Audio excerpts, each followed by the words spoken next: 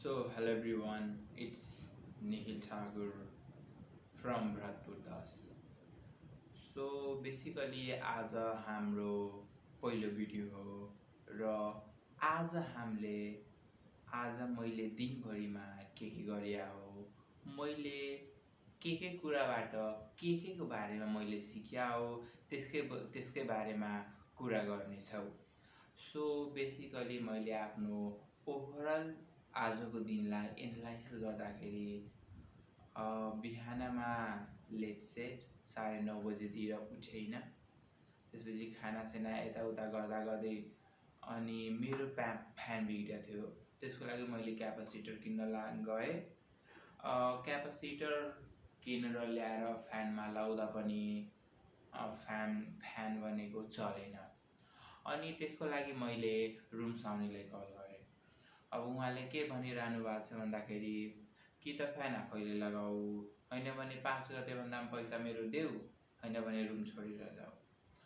अब literally normally मलाई भन्दाखेरि मैले रुम साउको पैसा महिना 2 महिनामा दिने गर्दछु कि म रेगुलर हो। त्यति पनि ढिलो पर्सनली मलाई यस्तो कुनै समस्या लाग्दैन जसको कारणले मलाई रुम साउले मलाई आफ्नो रुम छोडेर बाहिर जा भन्न सक्छ। बट यो कुरा सुन्ने बित्तिकै मलाई अलिकति नराम्रो फिल भयो के। किन भन्दाखेरि अब नर्मली हामी रुम साउ र मेरो बिचमा नर्मली कुरा भइरहेछ होइन, पैसाको पनि त्यति प्रब्लम छैन। तर फेरि मैले फ्यान हटाउनको लागि मैले 2 महिनादेखि भनिरहेको छु, तर कुराको वास्तै भएन। पहिला गर्मी पनि थोरै थियो जसको कारणले मैले पनि त्यसलाई बाल गरेन होइन। तर यो कुरा मैले अहिले सुन्दाखेरि मलाई एकदमै नराम्रो फिल भयो के, एकदमै नराम्रो। अनि यो कुरा सुन्ने बित्तिकै मलाई लागेको होइन कि यसको रुमै छोडेर जानुपर्छ। मैले नभए कतै गएर अझ राम्रो रुम खोज्छु पाउँछु।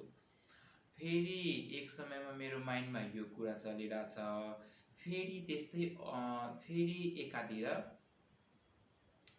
यो रुम भनेको राम्रो हो होइन, जति पनि सरसुविधा चाहिन्छ त्यो सबै एकदमै राम्रो रहेछ। टोयलेटदेखि लिएर पानीको सबै सुविधा, प्लसमा किचनको व्यवस्था पनि कोठामै रहेछ, जसको कारणले मलाई यो कोठा छोड्न पनि मन गर्दैन।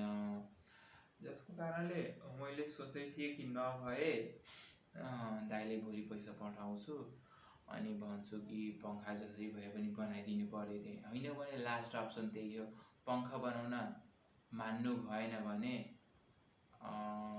छोडिदिन्छु।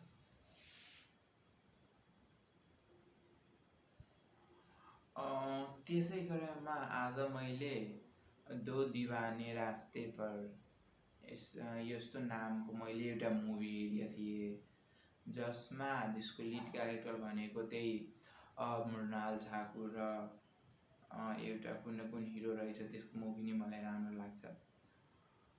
त्यो मुभीबाट मैले के सिक्न पाएँ भन्दाखेरि